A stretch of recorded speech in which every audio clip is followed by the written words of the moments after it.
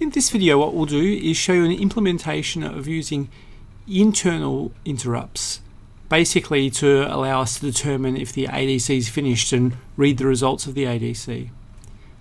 In this case, we'll implement it that if the ADC returns a value above a certain threshold level, say 100, we'll turn an LED on, and if the ADC returns a voltage below a certain threshold level, say 100, we'll turn the LED off. So we'll control the LED based on the ADC value. So let's write some code. Here we've got the blank template, and the first thing we'll do is we'll start off writing our interrupt service routine. So let's start by writing our interrupt service routine first. So we need to say pragma vector equals, and we need to know what vector we're actually using. If we go to our header file, we can go right down to the bottom of that, and that's got listed macros for all our different ADC or all our different interrupt vectors. So the one we choose is the ADC10 vector. We've got them here for port 1 and port 2 for the timers, the watchdog timer, and everything else as well. So we copy that one and paste it in here, and that's going to connect this interrupt service routine to the particular vector, so it will run when the ADC interrupt is triggered. Okay, we do 2 underscores, so interrupt void because it can't return anything, and we'll give it a name, something like read ADC, and we can't send it any data, so it's void once again. So we've got the basics of our interrupt vector working. Now inside, remember what we said we wanted to do? We wanted to read a measurement, and based on if it's above 100 or below 100, we set a LED high or low. So we can use a simple if statement. So ADC10 mem is the register that holds the measurements. If that is greater than 100, we'll do something else. If it's not greater than 100, we'll do something else. And then we have a return at the end. One thing with the ADC interrupt is when we return from running the interrupt service routine, it automatically clears the ADC10 IFG or the interrupt flag. So we don't need to manually clear it like we need to with the external pin change interrupts. So this is pretty easy now. Let's turn an LED off. So P2 out.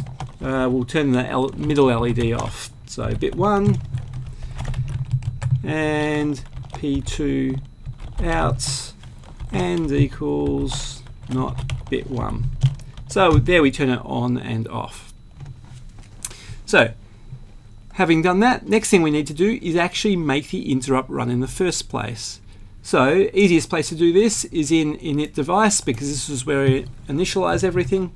We actually need to set up the ADC.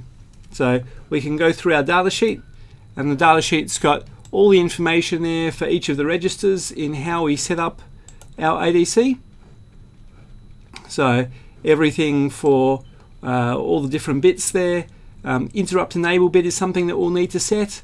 We'll need to clear the E and C bit so we can actually modify some of these other ones. ADC10 start conversion is what we do when we actually want to perform a conversion. Here's the flag bit, which is actually set when an interrupt is triggered. We need to turn the ADC on at some point as well and set up a few of those other variables. In our other register, traditionally what we would have been doing in polling is checking if this ADC10 bit is busy. We don't need to do that anymore because we're using the interrupt. But we do need to select the input channel, and so we'll be using the A3 input channel. So let's actually write it. It's going to be quite similar to our polling, but instead we'll be using interrupts and setting that up as we set up the device. So ADC10 CTL0, and we'll set it to 0, and that will clear the E and C bit so we can actually modify those other bits. Then we say ADC10 AE0. That selects our analog input, and we'll say bit 3 because we'll be using channel 3 of our analog input.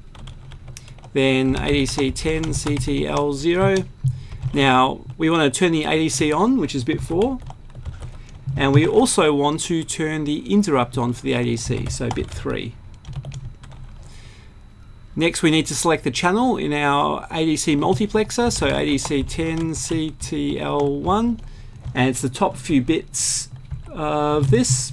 So we say 0x30000, that selects channel 3, and then finally we need to enable the E and C bit. So ADC 10 CTL0 or equals bit 1. Note that I'm doing or equals there so I don't write over the bits that we've set previously. And that's basically set up our ADC. So now, if an interrupt's triggered, our interrupt service routine will actually run. Problem is though, that interrupt will never be triggered because by default, interrupts are disabled globally. So we need to enable them. So we say int, that turns the master switch on to enable interrupts and unmasks them. And now, if an interrupt occurred, it would be triggered, and interrupts can occur, but we actually need to perform a conversion. We need to start the conversion. So we can say ADC 10 CTL0 or equals bit 0. The bottom bit starts the conversion, and this will loop around, keep starting conversions, and when those conversions have occurred, it'll actually run the interrupt service routine for us and adjust the LED as required. So we'll run our code and see what it looks like. We'll click run. We see as we turn the potentiometer, the LED turns on and off, and we don't actually have any code in our main function that's controlling that LED. It's all happening directly from the interrupt. Now we may hit a point where we actually want to do something with that data outside the interrupt. We want to pass it into a variable and do it somewhere else. Remember, we want to keep our interrupts nice and small. And so we can create a global variable. So we'll say unsigned integer ADC measurement. Now, one thing that we need to do is we need to declare it as a static volatile variable. This will prevent the microcontroller from trying to optimize it because we're basically telling it that it can be executed, it can be modified outside the normal instruction flow, particularly in an interrupt. So it'll always actually go to the proper memory address and extract the most up-to-date data and not try and create some optimization of it. So we've got this variable ADC measurement here. We could, in our interrupt service routine, say ADC, so that is equal to ADC 10 mem. And that will allow us to pass it out of the interrupt and use it in the rest of our code. So we could just use that in our main statement here to control something else or read something else.